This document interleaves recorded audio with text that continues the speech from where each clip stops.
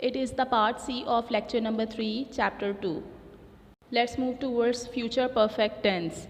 The future perfect tense is used to describe the actions that will be finished by some specific time or date in future. Future perfect tense use किया जाता है ऐसे actions को बताने के लिए, describe करने के लिए जो future में किसी ख़ास टाइम तक ख़त्म हो चुके होंगे या किसी ख़ास डेट तक वो काम हो चुके होंगे.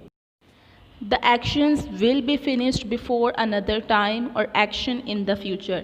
ऐसे काम जो ख़त्म हो चुके होंगे किसी टाइम से पहले या किसी और एक्शन से पहले लेकिन फ्यूचर में. डेफिनेशन को ये एग्जांपल एक्सप्लेन कर रही है. Michael will have jogged already when we eat. Means Michael jogging कर चुके होंगे जब हम खाना खाते हैं. रिकग्निशन क्या होती है फ्यूचर परफेक्ट टेंस की? अगर उर्दू सेंटेंसेस के एंड में चुका होगा, चुकी होगी, चुकी होंगी, चुके होंगे या लिया होगा, दिया होगा एक्सेट्रा आ जाएं, so it means it's a future perfect tense का सेंटेंस है.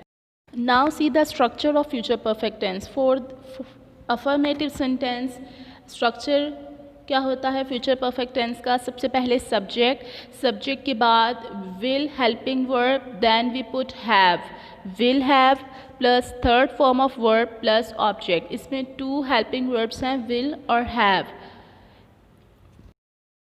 Example, I will have taken the exam and we put full stop at the end of affirmative sentence. Negative sentence का structure सबसे पहले subject के बाद will. First वाला जो helping verb है हम उसके बाद not यूज़ करते हैं. So will, not plus have plus third form of verb plus object and we put full stop at the end of the sentence.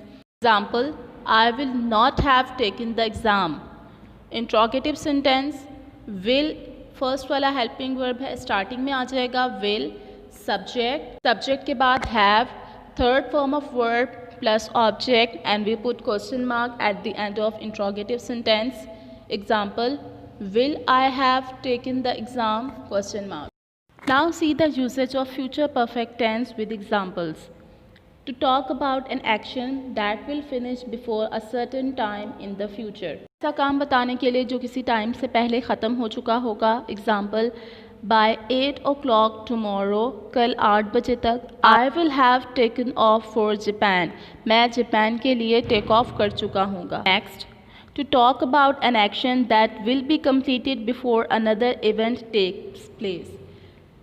ऐसा एक्शन बताने के लिए जो किसी और इवेंट से पहले कंप्लीट हो चुका होगा फ्यूचर में. Example, she will have learn Chinese before she moves to China. China जाने से पहले वो चाइनीज़ सीख चुकी होगी.